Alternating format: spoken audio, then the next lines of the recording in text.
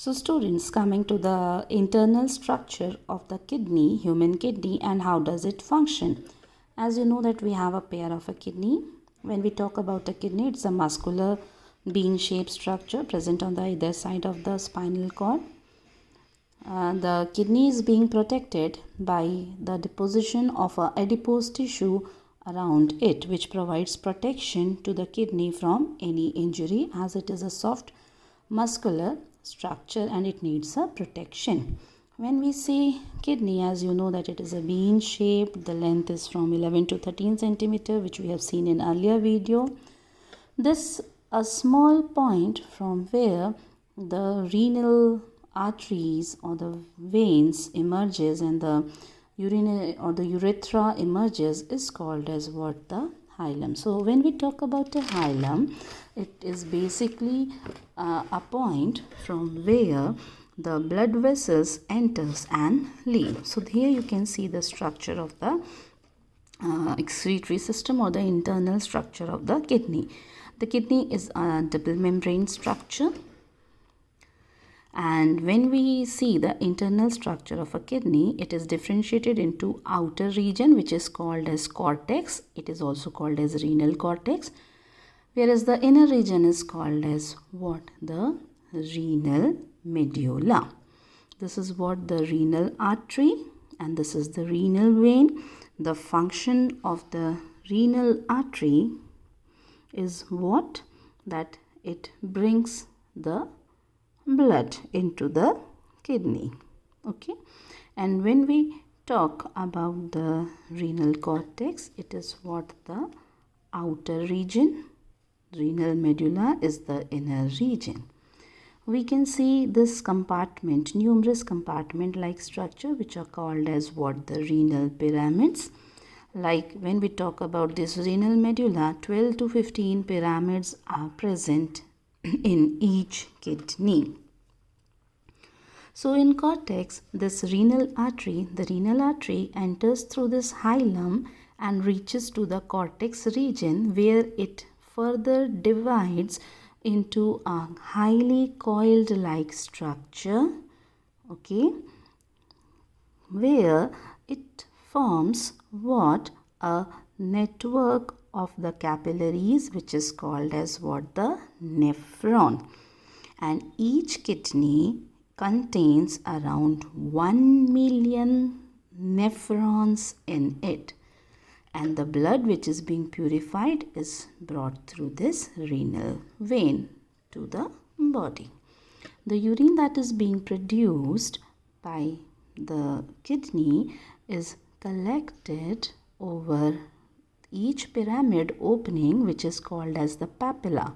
So this is what? The papilla. Now the papilla further converges into this common structure which I have drawn through this pencil. This is called as what? The renal calyx, which opens up into the ureter. So the urine which is produced in the nephron region here is collected through the renal papilla, from renal papilla to renal calyx, and from calyx it is being drained out into the ureter. From ureter it is brought into the muscular bag-like structure called as what? The urinary bladder, which stores the urine temporarily, and when it is filled, the sphincter cells which are present over here relaxes, and through this urethra the urine is removed out of the body. So now when I have talked about the structure of a nephron, just have a look for the structure of a nephron. This nephron are the basic structural and functional unit of a kidney, which is a highly coiled tube-like structure which at the end which forms a cup-shaped structure. This cup-shaped structure is called as what? Your Bowman's capsule. So this is called as what? A Bowman's capsule. This Bowman's capsule is collected to this tubule. Now this tubule finally gets fused into the collecting duct. Inside this Bowman's cup-shaped structure, this renal artery, which is highly coiled into small blood capillaries, comes and form a tuft-like structure which is called as glomerulus. This is only called as what? The glomerulus region. So here in the glomerulus region, the blood enters through this capillary, a highly coiled tuft-like structure, and moves out, during which what happen? All the nitrogenous waste that are present in the blood, they move out due to the difference in the osmotic concentration to the Bowman's capsule region. Along with the nitrogenous waste, some amount of glucose, amino acid, salt and water is also removed here, which is all together collected into this tubule. From this tubule, it travels into the descending and ascending tubule. This is descending and this is ascending tubule. Okay, so this descending tubule, during this region, what happened? The selective reabsorption of amino acid, glucose, water and salt takes place according to the need of the body. Then finally it comes to what? The collecting duct. Now from this collecting duct, what will happen? Again, if I'll show you, from each collecting duct, it is being brought to the papilla region. Here is the papilla region. Now each papilla opens up into the calyx, and from calyx that urine is brought to the ureter, from where it is stored into the urinary bladder, and from urethra it is being removed out from our body. So this is how what the formation of a urine takes place. Now if I would like to show you the placement of what the nephron inside the kidney. So this is what the outer region is, the cortex, the inner region is the medulla, which consists of numerous of renal pyramid. So this is what the position of the nephron in cortex and the medulla's outer region. It is present. Here is what the Bowman's capsule. Here is what the renal arteries, which divides into fine capillaries and form a tuft called as the glomerulus region. So this glomerulus helps in, and the Bowman's capsule is the site where what? Filtration of the nitrogenous waste takes place. So nephron is the site where the removal of the nitrogenous waste takes place, or it is the filtration unit of the kidney. So here it is removed, from where it will travel. Here the selective reabsorption takes place, and from there it is being brought to the collecting duct.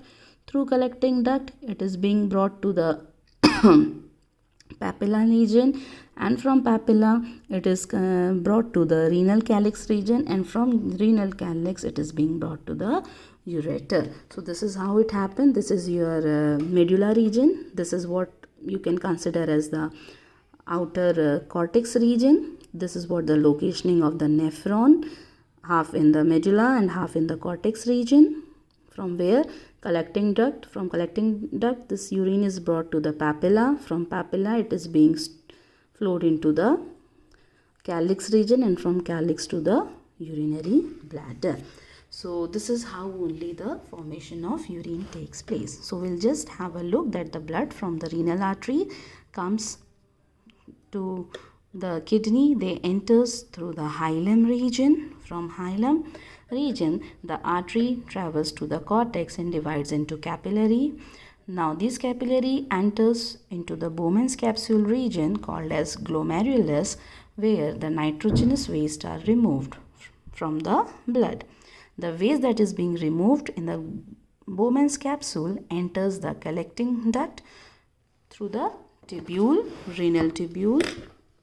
Now this collecting duct enters into the medulla of the kidney. From this medulla region, which gets open into the papilla. Each medulla opens up into a small region called as papilla. The papilla of each pyramid opens up into a common region which is called as renal calyx, which receives the urine that are formed from the each medullary pyramid. Now the ureter, this renal calyx opens up or drains the urine into the ureter, which is a long tube-like structure which passes the urine from kidney to urinary bladder. When we talk about this ureter is 25 to 30 centimeter long. The urinary bladder is present in the pelvis region. It is a muscular bag-like structure which is a hollow. This muscular bag-like structure or urinary bladder is a distensible structure. That means it can stretch. It can shrink and it can stretch when it is filled of urine. The function of a urinary bladder is to store the urine temporarily. Okay, the opening of the bladder is called the neck, where the sphincter muscle cells are present, which opens up and close, during which the process of urination occur. The opening of the bladder is called as the urethra, which is a hollow tube-like structure which is longer in male as compared to the female, and so the females are more prone to urinary tract infection or the UTIs as compared to the males. Now coming to the function of the kidney. The function of the kidney is not only to remove the nitrogenous waste, but it also helps in maintaining proper volume of fluid in the body. It helps in maintaining a proper balance in the level of different types of ions present in our body, and so it helps in homeostasis also. It also regulates the pH of the body, regulation of blood pressure, and even it helps in the formation of vitamin D. So this was about the functioning and the structure of the kidney. Now next, coming to the different organs that are involved in the removal of the waste from our body other than kidney. We have seen kidney, which is responsible for removal of nitrogenous waste. Next, coming to the skin. The skin contains the sweat gland, which secretes sweat, which primary function is to regulate the temperature in our body, but it also helps in the removal of excess of salt, metal ions which are dissolved in the water, like chromium, copper, nickel, zinc and lead. Apart from that, large intestine help in the removal of the solid waste. That is the removal of the undigested waste from the body. Apart from this waste is brown in color due to the presence or the excretion of the bilirubin, which is a breakdown product of the heme catabolism. The next organ is the lungs, which helps in the removal of gaseous waste and water as a water vapor. So it removes basically the CO2 that are being produced during respiration in our body. Apart from that, liver is the important organ which helps in purification of the toxic substance in our body. That is it helps in the excretion of many drug and its toxic substances or its metabolite. All the toxic substances that are being produced by the different drugs means the medicines also, even the banned drugs, when you talk about the addicted drugs like heroin or even when we talk about alcohol or the normal medicines which doctor gives you, like the painkillers and antipyretic drugs, etc., they also contain some harmful substances, so that are being removed in the liver. Apart from that, in the liver, these toxic substances are removed through the bile, and through bile it is being transferred into the intestine, from where it is being removed. And these are the different organs that helps in the process of excretion other than kidney in our body. Hope so you have got about the excretory system and human beings and the different organs that are involved in the removal of waste from our body. So thank you all.